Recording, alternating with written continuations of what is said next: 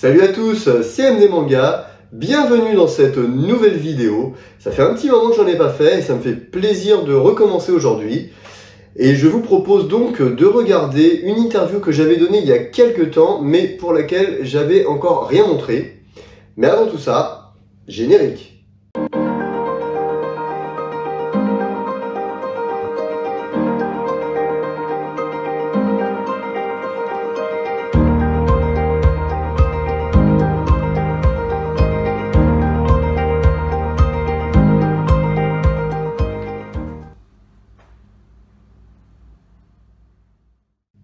Donc comme je vous le disais en introduction, aujourd'hui je vous propose de visionner une interview que j'ai donnée à la sortie de l'été, je pense fin août, début septembre. Donc j'ai été interviewé par l'équipe de À la découverte du manga français. Donc voilà, c'est une petite équipe qui se consacre à parler uniquement du manga français. Et dans ce cadre, ils sont en train de développer une encyclopédie qui va répertorier l'ensemble des mangas français. Et il souhaitait que le mien en fasse partie. Donc déjà, j'étais très flatté qu'il m'associe à ce projet. Et donc, en plus de ça, ils ont souhaité faire une interview que l'on retrouvera dans l'encyclopédie. Durant ce moment d'échange avec l'équipe de À la découverte du manga français, j'étais également accompagné d'un autre auteur que vous connaissez peut-être, parce que j'en ai déjà parlé et qui commence également à être assez connu, qui s'appelle Terry Dupré. Terry Dupré, c'est l'auteur de La planète Taku, dont j'ai ici les 4 volumes. Voilà. Je vous en avais déjà parlé, mais je prépare une petite chronique vidéo et également écrite sur mon blog pour parler un petit peu de l'œuvre complète. Et voilà, ça sera une petite surprise qui arrivera, je pense, d'ici quelques mois. Donc Terry fera également partie de l'encyclopédie. Et le visionnage de l'interview vous permettra d'en connaître un peu plus sur son manga, ou plutôt comme lui l'appelle, son Kempty. Il s'agit donc aujourd'hui de regarder le replay, ou du moins la première partie du replay, car l'interview a été assez longue, elle a duré plus de 2 heures, donc j'ai décidé de la couper en 3 vidéos distinctes. Donc aujourd'hui vous avez la première partie uniquement. J'en profite pour vous rappeler que mon manga est toujours disponible dans ma boutique, sur la boutique de l'Esprit du Judo, sur la boutique de la Fédération Française de Judo. J'ai encore des cartons en stock, je me ferai un plaisir de vous les dédicacer. Je vous mets également tous les liens dans la description pour l'acquérir. Je vous propose à présent de regarder cette interview, mais n'hésitez pas à vous abonner, à activer la cloche et à réagir dans les commentaires. Je me ferai un plaisir de vous répondre. Bon visionnage! Donc aujourd'hui, on a la chance d'avoir Sylvain Levesque du coup et Terry Dupré, qui sont 2 auteurs du coup qui ont déjà sorti leur œuvre. Terry qui est toujours en cours et La Rose qui est fini pour le coup parce que c'est un one shot, mais Sylvain qui va peut-être nous parler de ses futurs projets ou projets actuels, qui sait. Sachant que encore une fois, comme je te l'ai dit, Sylvain, je suis un peu allé expier sur la chaîne YouTube entre autres, donc du coup il y a 2-3 trucs que je sais mais que je ne dirai pas et que je vais te laisser parler et que je présente aux gens parce que c'est aussi le but. Donc ces 2 auteurs du coup ont fait leurs preuves, ont prouvé justement leur truc. J'ai eu la chance de pouvoir lire La Rose parce que Sylvain me l'avait envoyé, donc c'était vraiment cool. Planète Taku pour le coup je ne connais pas du tout et Terry va pouvoir en parler de base, même si effectivement on est renseigné et qu'on a les bases. Entre autres le Jokan qui pourra vous présenter, ou Jokan, je sais toujours pas comment ça se dit, mais ça sera intéressant. Et ça va se passer en plusieurs parties. La première partie, c'est on va parler de vous, qu'est-ce que vous avez fait, votre parcours. Après, chacun après l'autre parlera de ses œuvres, on va dire, et de ce qu'il veut faire après. Et puis après, en petite conclusion, j'aurai une question, on va dire un peu plus débat, qui va pouvoir être utile sur vous deux, et vous allez pouvoir en discuter entre vous deux, avoir votre vision, sera cool. Et on avait prévu un mini-jeu, comme je vous avais dit. Donc le mini-jeu sera un mini-quiz sur le manga français, voir si ça vous parle, etc. Sachant que j'ai pris des questions qui étaient très simples et d'autres qui étaient un peu plus retors. J'ai essayé de viser aussi par rapport à l'âge, parce que Terry, si j'ai pas de bêtises, est né dans les années 80, enfin fin années 80, début années 90. Et toi, ça doit être un peu le même délire si j'ai pas de bêtises. Ah, je suis plus vieux, moi. Bah écoute, c'est parfait parce que j'ai... 82. Ok, bah écoute, on a... On a les mêmes comment dire, références avec Terry, a priori. Donc. Bah écoute, parfait, pas de problème alors.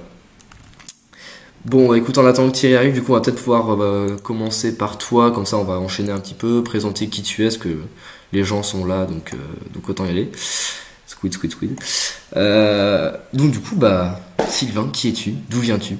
Et si tu veux, j'ai même une magnifique image qui va résumer ton parcours que je peux mettre en attendant que tu commences à te présenter et à présenter qui tu es. Ah bah vas-y. Oui, je pense savoir, j'ai vu l'image que tu vas mettre. Ah, il y a des Je chances. pense Après, savoir. bah, écoute, j'ai beaucoup aimé, donc C'est un vieux truc hein, tu me ressors là, je pense. ouais, il y a Je moyen, vais mais voir que. je pense. Bon, de Donc, toute façon, alors, tu t'y attendais peut-être un peu, je pense. je t'avoue que non. Bon, tu vois, moi je suis pas un grand habitué des interviews, donc non, je découvre, mais c'est cool. C'est cool que t'aies fouillé. Bon, alors, en quelques mots, qui je suis? Donc Sylvain Levesque. Alors dans la vie civile, on va dire, j'ai fait un parcours un peu scientifique et je me suis spécialisé. Voilà, je vois l'image. Je me suis spécialisé dans la qualité agroalimentaire. Donc j'ai un master en qualité agroalimentaire. Et derrière, j'ai été responsable qualité pour diverses sociétés. J'ai fini par dernièrement à être chez Casino, donc Casino, Monoprix, Leader Price, ça c'est la même maison, à être responsable qualité, c'est-à-dire que je gérais en fait la gestion des fournisseurs, en fait, le choix des fournisseurs, la sécurité des fournisseurs des produits de la marque Casino, Monoprix, Leader Price, Franprix. Voilà. Et depuis un petit peu plus d'un an, j'ai changé un peu de boulot et je fais maintenant de la certification en agriculture biologique. En fait, je suis responsable pour un grand laboratoire de la certification bio. Donc voilà, on est une société qui pouvons certifier d'autres sociétés en bio. C'est moi qui gère le process et qui encadre en fait les équipes qui vont certifier les magasins, les industries qui font des produits bio. Mm. Voilà ce que je fais dans la vie civile. Après, bon voilà, j'ai effectivement une grande passion pour le dessin et le manga en particulier. Et en fait, c'est par le biais de rencontres que je me suis mis à vouloir faire un manga, un one shot, et en particulier sur le judo parce que je suis judoka depuis, je ne saurais pas dire depuis quand, depuis tout petit, depuis que j'ai 4-5 ans. Ouais, c'est généralement comme Donc ça ça que fait un ça paquet commence, d'années. mais on en parlera un peu aussi d'ailleurs. Voilà, donc ça fait un paquet d'années que je suis judoka. Alors même si on peut pas pratiquer le judo en ce moment du fait des restrictions, hein, ça fait plus d'un an que j'ai pas fait de judo, mais je suis toujours inscrit au club. Donc voilà, ouais, donc c'est pour ça que j'ai voulu allier ma passion dessin et ma passion judo. Et puis c'est pas parce que j'ai eu la chance de rencontrer justement David, qui est la personne, le héros de mon manga, que ensemble on s'est dit que ça pourrait être sympa de faire un manga sur lui. Donc c'est un peu comme ça que ça. Voilà. Sinon j'aime bien le sport, hein, en dehors du judo, hein, le tennis, ça on voit sur le dessin, du tennis. J'aime beaucoup les jeux vidéo. Hein, je pense que en termes de jeux vidéo, j'ai ce qu'il faut. Je peux pas vous montrer là, mais j'ai une borne d'arcade, j'ai plein de trucs. Voilà. Ma culture jeux vidéo, manga est assez vaste. Là, vous voyez une partie de ma collection manga, c'est un quart environ derrière moi, et j'en ai pas mal. Donc voilà, ouais, un peu qui je suis, voilà. Voilà. Et alors, par rapport à ça, justement, j'ai peut-être petite anecdote par rapport au judo d'ailleurs, parce que moi j'ai mon ancien prof de judo, toute sa famille ils sont judokas, et eux ils ont carrément installé des tatamis dans le jardin pour pouvoir continuer à en faire justement, donc c'est assez marrant. Ils ont envoyé des photos, c'était assez drôle. Mais pour continuer justement sur ça, la première question c'est, ça peut paraître un peu bizarre, mais par rapport à ça, tu dis que tu as également une famille qui est assez importante parce que sur ton site, je sais pas si ton site est actuel par contre, hein, j'ai pas mal utilisé, mais tu me dis s'il y a des trucs où je me trompe. T'avais, À t'avais part fait, ce dessin qui est vieux, c'est assez récent, ouais, le reste. Ok, parce que tu avais fait entre autres une partie justement sur dans tes mangas, Sur ma femme. si tu avais fait une BD perso humoristique qui était entre autres pour ta femme, si j'ai pas de bêtises. Et donc moi la question c'était à part pour ta femme, parce que j'imagine doit avoir à peu près pas forcément mais peut-être les mêmes loisirs. Tes enfants du coup tu les as peut-être un peu influencés dans ça, non? Alors, oui, alors ma fille surtout aime dessiner. Bon, elle s'y met petit à petit. Alors voilà, je lui apprends quelques bases. En fait, moi j'ai pas vraiment de base en dessin. Faut savoir que j'ai appris sur le tas un petit peu de façon autodidacte, donc je suis peut-être pas un bon professeur, mais bon, en tout cas, elle aime dessiner. Elle dessine plutôt bien et elle fait des petits dessins comme ça, mais elle s'est pas encore lancée dans quelque chose. Ma fille va avoir 13 ans, donc elle est jeune, elle a encore le temps. Mon fils, lui, est plus sportif, plus sportif que dessin, donc dessine un peu, il m'a fait deux trois dessins sympas, mais c'est plus, voilà, lui il préfère faire du sport et jouer aux jeux vidéo que dessiner, donc pour l'instant j'ai pas encore transmis ma passion. Par contre les deux adorent le manga. Là-dessus, c'est réussi. Les deux ont eu cette Les deux, passion-là depuis toujours. ouais, ouais, c'est vrai ils baignent un peu dedans depuis toujours, ils me voient dessiner depuis qu'ils sont tout petits, et ils me voient lire des mangas depuis qu'ils sont tout petits, donc forcément ça influence. Ma femme elle pas du tout, hein. Elle est pas spécialement manga, je lui ai fait lire deux trois trucs, mais pas du tout manga. Voilà, donc c'est plus moi et mes enfants sur ça. Mais par contre, j'ai fait un manga effectivement pour elle, enfin un manga. Quatre pages de manga en réalité. Sur le site, il y avait quatre pages. C'était plutôt une BD que j'ai fait avec des photos et quelques pages dessinées de ma main. Voilà. Il n'y a que à elle que j'ai fait ça. J'ai pas fait grand chose d'autre. Ok, et donc du coup, pour continuer dans l'idée par rapport à ce que tu as fait, tu m'as fait une belle transition, tu as dit que toi-même tu ne dessinais pas, mais que pourtant, bah, la Rose, c'est un projet qui a été construit au fur et à mesure. C'est venu en quel point? Est-ce que d'abord tu as rencontré, enfin, grâce au judo, tu as rencontré David et tu vous êtes dit, ok, on fait un projet ensemble, du coup tu as appris à dessiner, ou alors ça a été l'inverse, tu as d'abord commencé à dessiner, vous avez discuté avec David et tu t'es dit, ok, là il y a moyen de faire quelque chose, on se lance. Ou même que c'est lui peut-être qui t'a proposé de lancer le projet. Alors, ouais, pour te le dire, ça ressemble un peu plus à la deuxième version. Alors moi, j'ai toujours dessiné, hein, tout le temps, depuis que je suis tout petit. Et j'ai dessiné très sérieusement à partir de 2006. Je me suis dit que je vais arrêter de copier du dessin, je vais inventer. Et c'est là où tu te rends compte qu'en fait, copier un dessin, tu peux faire ça très, très bien, et que ça ressemble vachement à l'œuvre originale. Et dès que finalement, tu te mets à toi à faire des choses de tête, ça ressemble plus à rien. Donc c'est là où je me suis Logique. dit, tiens, faut que j'apprenne. Donc là, j'ai commencé à apprendre des bases et j'ai commencé à dessiner petit à petit, à m'améliorer. Et en fait, bon, je suis dans le même club de judo depuis tout le temps, donc depuis 34 ans. Donc je connais bien les gens, je connais bien le président du club et il a vu que je dessinais et il a eu envie de faire un projet, lui, pour des t-shirts pour le club. Et sur le site, il y a effectivement les deux t-shirts que j'ai designés pour le club avec un gars et une fille. Dans le dos, en fait, il y avait une fille pour les filles et un gars pour les gars. Et ça a eu pas mal de succès. On a vendu peut-être 250 t-shirts. Et en fait, après, mon pote, donc, qui est dans le comité sportif du club, m'a dit, écoute, moi je connais David Larose, c'est un pote à moi, et tu dessines bien, franchement. Lui, à cette époque-là, David, il était en 2014, il était en phase d'être sélectionné pour les JO de 2016. Il était numéro un mondial, donc il avait le vent en poupe. Donc il m'a dit, écoute, je peux te le présenter et faites un projet ensemble. Et donc j'ai rencontré David, on a discuté. Alors lui, il est pareil, fan de manga aussi. Et donc on s'est Ça, dit qu'un c'est manga, génération Dorothée, ça. oui, voilà, mais il est un petit peu plus jeune que moi, David, quand même. Il a quoi, 5 ans de moins que moi. Mais c'est ouais, c'est un peu la même génération. Donc on a les mêmes références. Et puis nous est venue l'idée de faire un manga. Et après, très vite, en fait, moi connaissant un peu son parcours, parce que même si je l'avais pas rencontré, je connaissais la personne. Enfin, en tout cas son parcours sportif. On a décidé de se concentrer justement sur son championnat d'Europe que je décris dans le manga. Voilà. Voilà un peu comment le projet est démarré. Voilà. C'est grâce à un pote qui nous a fait nous rencontrer parce qu'il savait que je dessinais. Ok.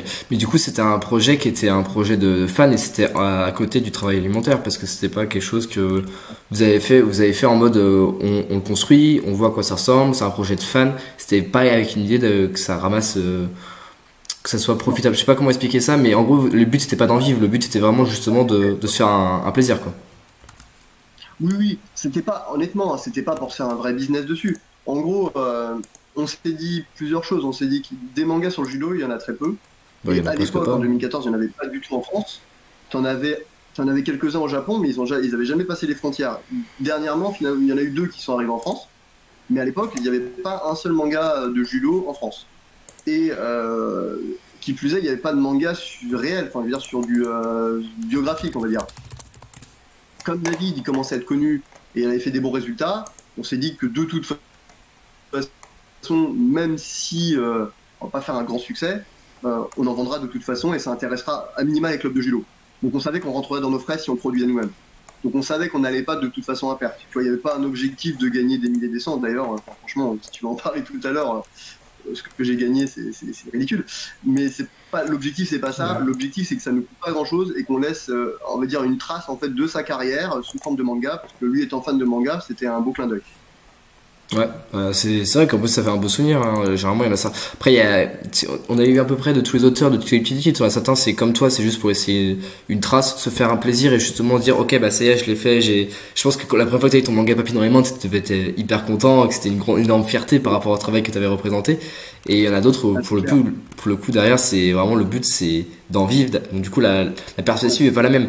Et d'ailleurs la première chose qui se voit par rapport à ça c'est que justement c'est un one shot qui a été pensé, réfléchi, et là où c'est magnifique c'est qu'en fait le one shot, là où toi t'as eu la chance, c'est que l'histoire était déjà magnifique en elle-même.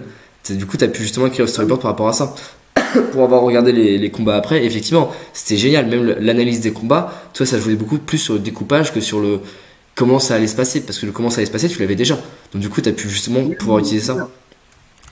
Ah Ah, oui, oui, franchement, comme tu dis, ça a été du coup le truc facile, c'est qu'en effet, j'avais fait, je pense si tu as fouillé sur mon site, j'avais hmm. fait un manga un peu mal dessiné avec une histoire que j'ai inventée, mais voilà, quand j'ai abandonné ce premier projet parce que ça marchait pas trop, c'était beaucoup plus facile d'aborder ce manga-là parce que l'histoire, je l'avais, et je l'avais non seulement raconté de la personne qui l'a vécu, mais en plus j'avais des images, j'avais du concret. Donc comme tu dis, l'histoire était écrite et l'histoire en elle-même, elle était exceptionnelle. Donc c'était assez facile. Après, c'était juste comment je la mets en image. Et écoute, ça va être une super transition de comment on la met en image, parce que nous allons pouvoir avoir l'image de notre cher Terry Dupré qui vient juste d'arriver, donc merci à toi d'être là. Ouais. Comment ça va? Tu t'es pas trop... Bonjour, oui, je viens d'entrer là. Donc désolé pour le retard. Pas de soucis, pas de Salut, soucis. salut. Bonjour à toi, comment vas-tu? Ça marche et ben, ça va. Et vous? Vous allez bien? Bah écoute, ça va très bien. On a commencé du coup un petit point d'avance en attendant, et puis du coup, Sylvain nous expliquait le début de création de son manga, donc je pense qu'on va terminer là-dessus. Puis après, pour refaire un petit résumé, on vous allez parler tous les deux de vos œuvres, on va essayer d'avoir des questions communes, des débats communs, parce que c'est ça qui est intéressant, surtout quand vous avez proposé de tout faire à deux, c'était trop bien, parce que du coup, vous allez avoir pouvoir deux avis différents. Et voilà. Ça marche. Ouais, carrément. Vous me voyez là ou pas? Non, vous me Alors, voyez pas. on ne voit pas, il faudrait que tu actives ta caméra en dessous, je sais pas si tu vois sur Discord. Ouais, elle est activée pourtant. Ah oui, je sais, c'est parce qu'elle est pas. Là, c'est bon là. Ouais. Là, normalement, vous me voyez. On te Je voit. regarde. Non, moi, Ah, ça Ah, arrive, voilà, bah, c'est bon. ça Ok. arrive. ça va arriver. C'est bon. Super, bah bonjour à toi du coup, hein. Ah, bah, nickel. Bah, bonjour, hein. Enchanté. Donc pour faire une rapide présentation du coup pour le chat, celui qui vient d'arriver du coup c'est Terry Dupri, donc auteur de La Planète Taku, projet qui a été financé en indépendant mais il vous en parlera bien mieux que moi sans aucune hésitation. Et Ça marche. auteur du coup qui vit actuellement en Guyane et qui est professeur d'art si je dis pas de bêtises, tu m'arrêtes si je me trompe. Oui. Et donc On voilà, l'a appliqué. d'art appliqué effectivement, avec certaines questions que je vais avoir également précisément. Donc Sylvain, Mhm. on va pas t'interrompre vu qu'on était bien parti sur justement la retransmission des combats. Je continue sur les questions. Puis après Terry et Sylvain, je vous poserai des questions à deux parce que c'est ça qui va être beau. Mais juste Sylvain, on va terminer sur une question par rapport à ça. Moi j'ai une question qui a été assez particulière quand j'ai lu ton manga et je pense que tu vas avoir du coup la réponse adéquate. Est-ce que toi t'as vécu justement en direct les combats ou est-ce qu'il te les a racontés et vous avez regardé les vidéos ensemble ou est-ce que t'as regardé les vidéos d'abord et que après il t'en a parlé? Est-ce que tu vois ce que je veux dire? Est-ce que tu as été full Ouais, objectif par rapport au combat ou est-ce qu'il t'a d'abord un peu influencé avec le subjectif? Alors, en fait, déjà, moi, je l'ai vécu, alors pas en direct, mais je l'ai vécu retransmis quand même à la télé. Donc, j'avais vu son parcours de ce jour-là. Bon, je l'avais vu en une fois, et à l'époque, je le connaissais pas, hein, personnellement. Donc, j'avais déjà vécu le truc. J'avais déjà trouvé que c'était une belle performance. Derrière, pareil, de façon totalement indépendante avec lui, j'avais vu pas mal de reportages qui avaient découlé de ce championnat, notamment un reportage photo d'un photographe connu, alors j'ai plus son nom en tête, qui l'avait suivi toute la journée sur son championnat et qui avait donc capturé des belles images, d'ailleurs, dont je me suis inspiré pour faire certaines cases du manga.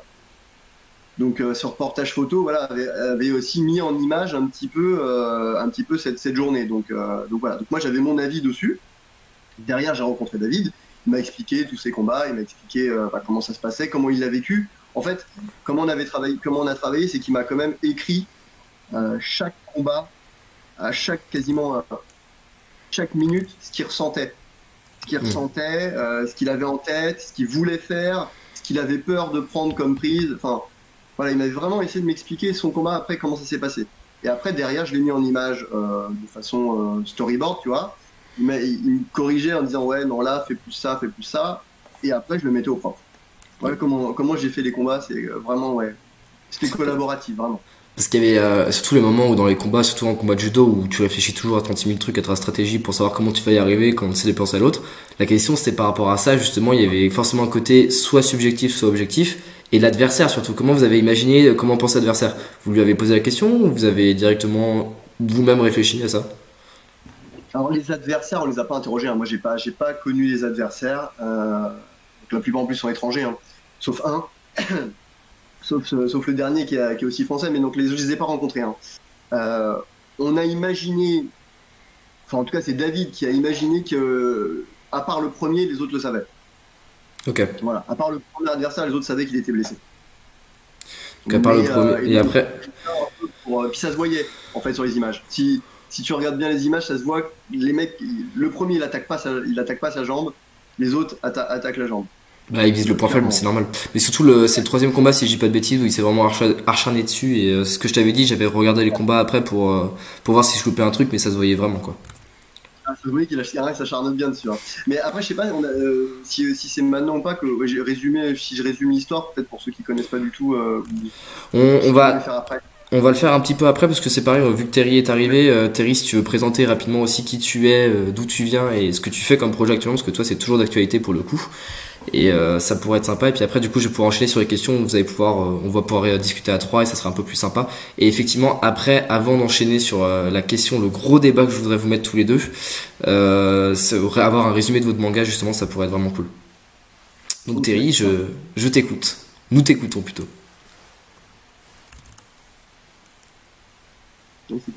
Terry, tu t'es mute, si je dis pas de bêtises. Désolé. Voilà. Donc, je la refais. Bon, bonjour à tous. Je me présente Terry Dupré, nom d'artiste Tiandi. Donc, je suis le créateur de la planète Taku. Je raconte la genèse du projet ou. Ah, tu racontes la genèse du projet. Pour donner une idée, Sylvain racontait justement que de base, il avait appris à dessiner en autodidacte. Après, l'idée lui était venue par rapport à sa passion le judo, qu'il avait discuté avec David.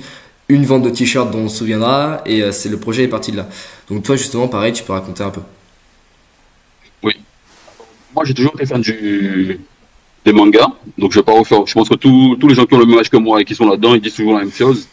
Nous sommes de la génération Club Dorothée, donc le Club Dorothée a une énorme influence sur nous, quoi, sur pas mal d'entre nous. Donc voilà, et je me suis rendu compte de En fait, ce que j'ai aimé avec les mangas, c'est que les mangas m'ont donné envie de connaître l'Asie dans sa globalité. Grâce aux mangas, je suis tombé amoureux de l'Asie. J'ai eu envie de connaître l'histoire de la Chine. J'ai eu envie de connaître l'histoire du Japon. J'ai eu l'occasion d'y aller aussi. Voilà, c'est un de mes rêves. Je vais le réaliser. Je suis allé là-bas, j'ai vu comment c'était. Et j'ai adoré. Alors, culinaire aussi. Et moi, l'idée, c'était vraiment de faire ça, en fait, de faire la même chose. C'est-à-dire que de raconter une histoire, mais qui donnait envie aux gens de connaître ma culture, comme moi j'ai eu envie de connaître le Japon, quoi. En exemple, c'est-à-dire que à travers l'histoire que je raconte, donc je raconte une histoire dans un monde totalement fictif, dans lequel je mets en avant également ma culture, puisque je suis afro-caribéen, je suis né en Guadeloupe. Donc dans la planète Taku, je mets justement des petits clins d'œil à ma culture, au niveau culinaire, les arts martiaux aussi qu'on a chez nous, le Jokan, qui est un art martial qui est créé par un Guyanais. On va en parler de ça. Un art martial amazonien, voilà. Et donc voilà, c'est tout ça en fait que je me suis réapproprié les codes du manga pour mettre en avant ma culture aussi.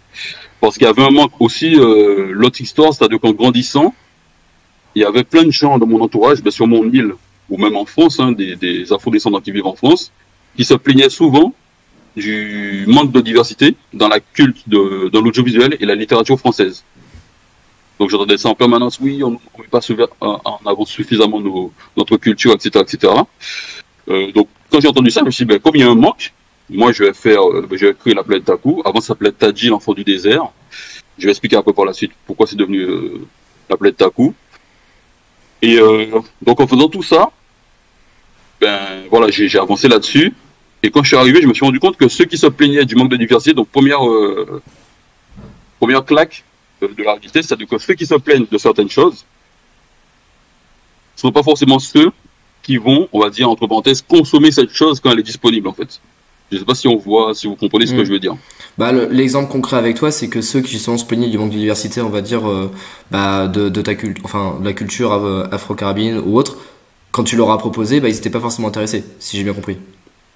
Voilà, c'est pas qu'ils étaient intéressés, c'est quoi? C'est qu'ils ils achetaient tout simplement pas. C'est-à-dire que le premier stand, j'ai participé pour la première fois à la Japan Expo en 2018. Hmm. Donc j'avais mon stand et tout.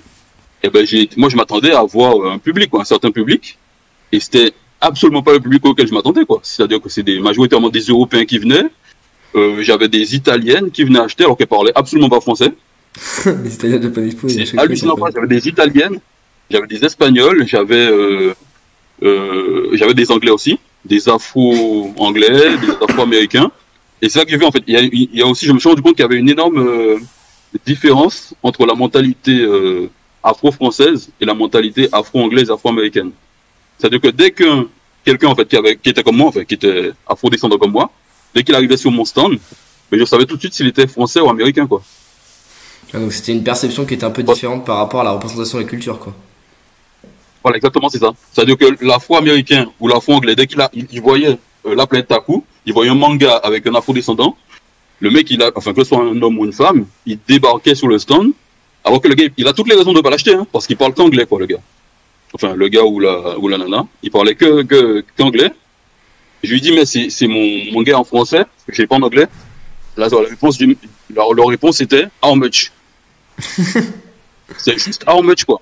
Et puis, et moi, j'étais là, je comprenais pas, je me dis, mais pourquoi il achète alors que, voilà, il parle pas français, mais il achète quand même, quoi. Voilà, garde la monnaie, et puis il partait, quoi. Il prenait sa dédicace, et puis il partait. Alors que la fois français, dès qu'il arrivait sur le stand, pourquoi t'as fait? Parce que moi, j'avais fait mon manga, c'est la planète Taku, je l'ai fait, c'est en format A5. Voilà, c'est format A5. Je sais pas si j'ai le top de Naruto qui traîne, je regardais tout à l'heure, vous allez voir la différence. Mais en gros, un manga, ça commence ici, quoi. Ouais, c'est pas la même taille, parce que A5, si je dis pas de bêtises, c'est du, voilà, c'est un peu 23, petit, ouais. alors que c'est un peu plus. Je vais répondre tout à l'heure. Ouais. Et du coup, ils arrivaient sur mon stand, ils me disaient, pourquoi t'as fait de cette taille-là? Pourquoi ça se lit de gauche à droite et pas de droite à gauche? Enfin, il y a tous les prétextes, en fait. Donc, c'est là que je me suis rendu compte de ça. Et ouais, ça a été une première claque pour moi, quoi. Bah, c'était une première claque.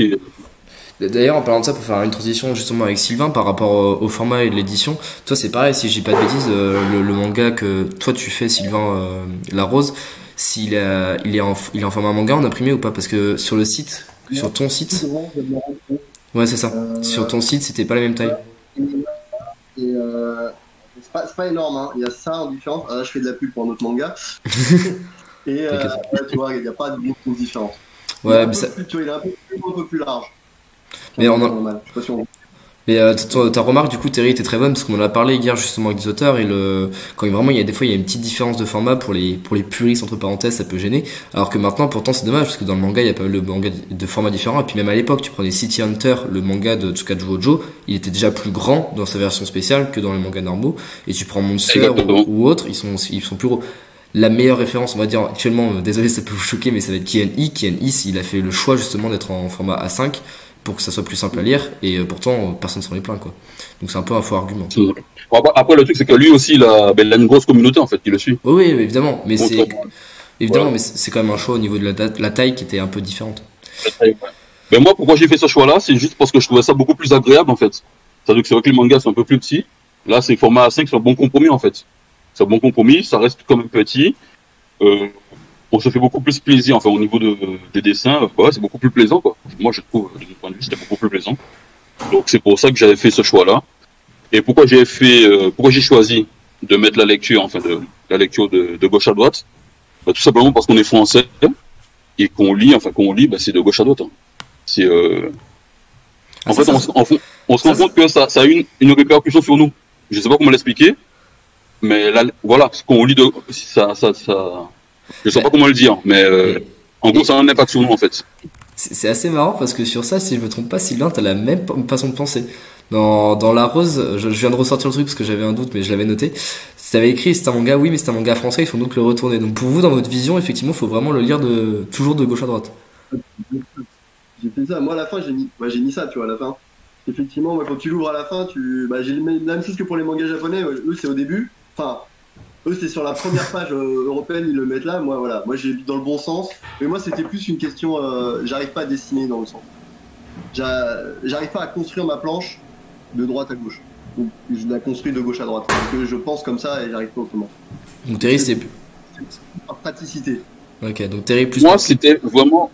Bah, en fait, pendant que je développais, je me posais la question, est-ce que je le fais de droite à gauche ou de gauche à droite?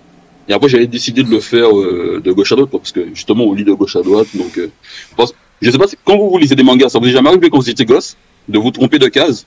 Non. Après, le truc, c'est que moi, j'ai commencé très très jeune et par contre, on avait eu le débat Ouais, mais plusieurs fois avec. commencer jeune aussi, hein. Mais quand tu lis, quand t'as pas encore pris l'habitude, parce qu'il y a un petit temps d'adaptation en fait, t'as tendance à lire certaines cases avant d'autres, avant que tu aies compris Le le seul truc, délire. le seul truc où j'ai fait ça où ça m'avait justement un peu embêté, c'est Death Note. Death Note, j'avais quand il y a juste le personnage et que t'as toutes les bulles de discussion tout autour, il y a une ou deux fois je m'étais inversé dans les sens et du coup tu comprends pas bien correctement. Alors d'ailleurs dans le chat, si parce que vous avez du coup pas le chat enfin si vous pouvez avoir le retour du chat en direct, Ouais, il y a je le vois.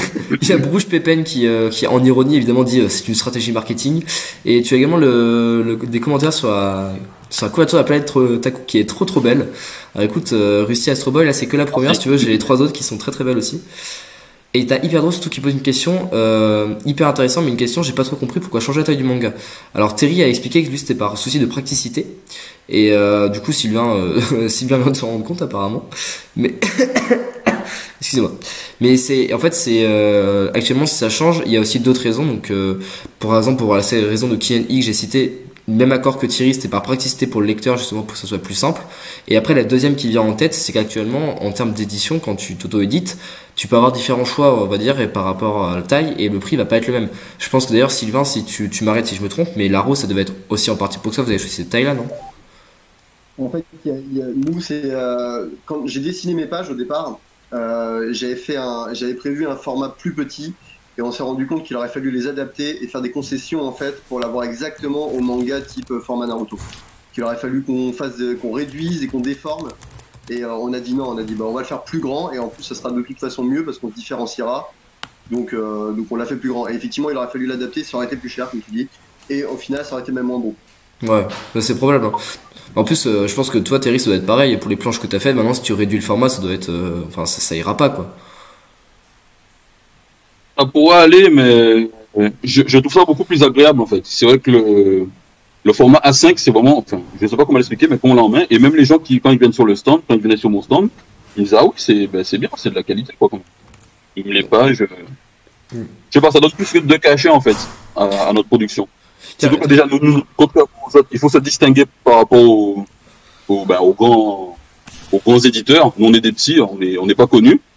Donc, faire le format 5, on fait faire un plus grand format avec des pages de meilleure qualité, en fait, voilà, parce que les pages aussi, ça compte, quoi, la qualité, pas la même. Donc, on va dire que le lecteur n'est pas insensible à ça, en fait. Quand il voit ça, ben, il achète beaucoup plus vite. Je vais être totalement d'accord avec toi parce que nous l'encyclopédie pareil ça a été un vrai choix, certains voulaient le faire en taille manga, moi je voulais vraiment la faire en taille A5 pour qu'on en profite vraiment au maximum, pour que ce soit vraiment agréable. Et alors du coup j'ai enchaîner sur une question auquel j'avais pas pensé mais auquel du coup Terry m'a fait penser.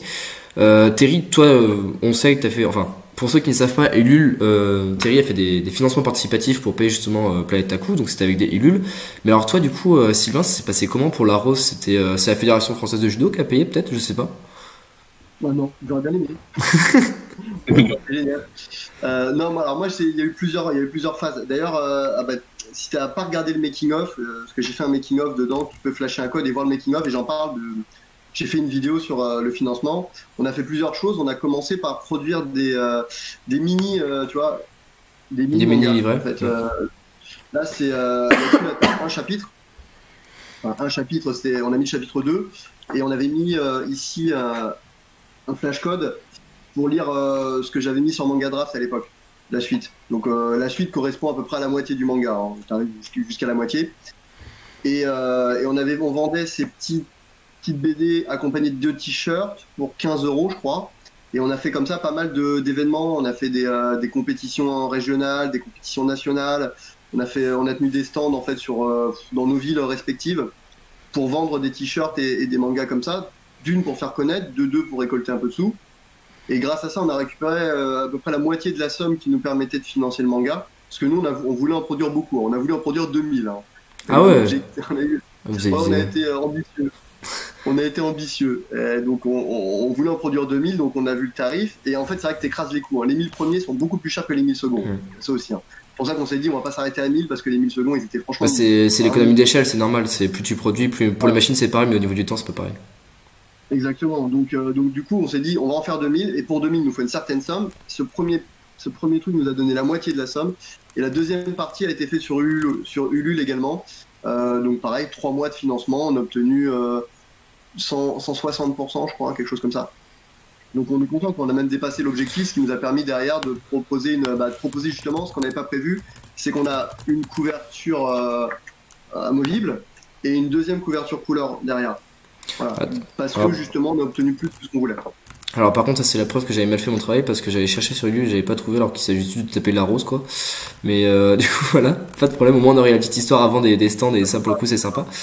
Mais alors du coup si c'est pas indiscret parce que bah de toute façon le milieu d'Issieux est un milieu compliqué selon où est-ce qu'on prend, où est-ce qu'on trouve, où est-ce qu'on habite, c'est toujours le cas. Mais vous ça vous coûte combien du coup d'auto-éditer parce que de toute façon nous ça a été transparent, on l'avait dit sur le Ulule, mais par exemple l'encyclopédie donc on le vise au format A5, environ 150 pages, on va pouvoir augmenter là c'est cool et ça nous coûte en gros 6 € unité parce que nous on vise 100 exemplaires. Ce qui est déjà une certaine somme, ça, donc là si tu me parles de 2000 exemplaires j'imagine pas combien ça doit coûter quoi. Ah là, je me souviens plus. J'ai plus en tête la somme. Je crois que c'était dans les 2000 €, je crois que ça nous a coûté. Quelque chose comme ça. Dans les 2000 €. Je pourrais rechercher. Écoute. En vrai, ça peut être intéressant parce que. Je reviens avec le tarif. Parce qu'on a des jeunes. On a souvent des jeunes auteurs dans le. Voilà, j'en étais sûr. On a souvent des jeunes auteurs dans le chat, donc entre autres Alex qui est là depuis pas mal de temps et qui pose une question également sur le tarif, donc c'est pour ça que j'ai continué là-dessus. Toi, Terry, par exemple, t'as édité combien d'éditions de Planète Taku, donc volume 1, 2, 3, 4, bientôt. Enfin, bientôt, qu'est-ce que je raconte 4 et qui, justement, t'en as édité combien par choix, pour combien, nombre de volumes et pourquoi? Une de volume. Attends, la dernière question c'était? T'as édité combien T'en as édité combien du volume 1, du volume 2, du volume 3? Le premier, j'en ai édité 1000. Le premier tome c'était 1000. Ok. Le deuxième, je crois que j'en ai fait 800. J'en ai mis 800. Le troisième, je vais imprimer là. Le troisième, parce que normalement, le troisième, il y avait la Japan Expo qui devait avoir lieu l'année dernière. Je devais y participer avec le tome 3. Ça n'a pas eu lieu, du coup, j'ai pas fait les impressions. Donc là, je pense que je vais en faire 1000 aussi, quoi. Et donc voilà, j'en ai fait. Et petite information, moi, j'imprime en France. Hein. Je passe pas en imprimant en français. Je tiens à le faire parce que, comme je dis que mon manga est français, donc je fais en sorte que ce soit 100% français. Ok. Tu passes par quel imprimeur si c'est pas indiscret? Justement, parce que ça peut peut-être intéresser Alex. Copie média. Je passe par copie média depuis le début et j'ai jamais été déçu. Franchement, c'est vraiment de la bonne qualité. Puis ils vont vite, ils font ça bien. Alors, on veut des conseils pour l'auto-édition. Apparemment, ça a l'air de beaucoup intéresser justement les gens dans le chat. Donc, du coup, dans ce cas-là, comment ça s'est passé? Vous avez fait genre un choix sur les éditeurs? Comment vous êtes régulé? Vous avez négocié avec eux par rapport à la taille un peu spécifique? Vous avez posé des questions à d'autres personnes? Comment ça s'est passé? Ah, pourquoi j'ai fait de l'auto-édition? Non, la question, je pense, c'est comment ça se passe pour l'auto-édition. Donc, comment vous avez choisi votre imprimeur et etc. Bah, tout pour. Ah, comment j'ai choisi? Ouais. Sinon, tu veux répondre avant ou? Vas-y, je prends la suite. Ok, ça marche. Moi, comment j'ai choisi? J'ai fait mes recherches sur Internet. J'ai fait des tests. Je me posais la question de savoir par lequel j'allais passer. Est-ce que j'allais faire en France ou pas? Parce qu'en France, on va pas se mentir, c'est un peu plus cher. Normal. Et comme je disais tout à l'heure, moi, comme je dis que mon manga est français, je fais tout en France. Je m'arrange pour tout faire en France. Pour que mon produit soit 100% français. J'ai choisi Copy Média parce que les tarifs étaient les plus abordables de mon point de vue. Le courant est bien passé. J'ai fait le test. Le BAT est arrivé alors que j'étais en Guyane et voilà. Et depuis, je suis repassé par. On va dire que comme ça s'était bien passé, j'ai pas eu de raison de changer. Alors que j'aurais pu, on m'avait proposé d'autres choses, mais je suis resté chez eux. Tout simplement parce que c'est bien passé, quoi. J'ai pas été déçu, donc voilà. J'ai fidélisé, on va dire. Le service était là, donc du coup, t'es resté, quoi. Voilà. Et toi, Sylvain, du coup? Du coup, ouais. Donc ça, j'ai le tarif. Hein. Ça nous a coûté 2500 €. Ok. 2500 € et on a un tout petit peu plus cher pour la double couverture. Voilà. Mais pour l'imprimeur, celui qu'on a choisi, en fait, c'est aussi un gros hasard, en fait.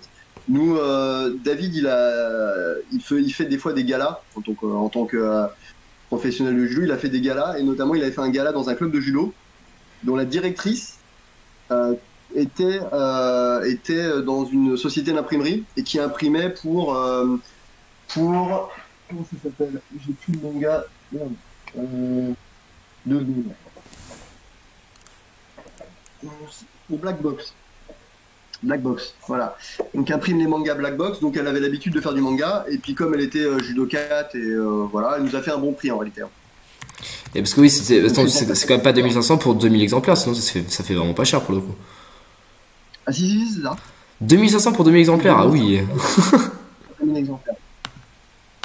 Ouais, Ah, c'est ça que ça nous a coûté. Ouais, ah, c'est incroyable pour le coup. alors après, je crois que la double couverture, c'est 500 € de plus, hein, je crois. Ça a dû monter à 3000 hein, avec la double couverture. Parce que toi, j'imagine que pour du coup, Terry, ça doit pas être les mêmes prix pour le 1000 exemplaires du tome 1, par exemple, t'as dû payer un peu plus que ça, non? C'était pas 1 euro. Ça m'a coûté 1900, 1900 et quelques mois de 2000. Ça m'a coûté 2000. Ouais, c'est ça. 2000 exemplaires. Est-ce que ça vous va comme réponse? J'ai une question. L'éditeur a le droit de refuser un manga? Alors, non, Alex, en fait, là, ce dont on est en train de parler, c'est que Sylvain et Terry, justement, c'est l'auto-édition dans le sens où, justement, ils s'éditent eux-mêmes, ils payent eux-mêmes. L'éditeur, s'il le publie, il a sa propre, on va dire, machine et qui va imprimer. Là, ils sont juste passés par des imprimeurs. Donc, en fait, c'est, bon, entre parenthèses, c'est Sylvain et Terry qui éditent leur manga. C'est tout simplement ça même. Finance. Qui finance et, du coup, qui édite par extension.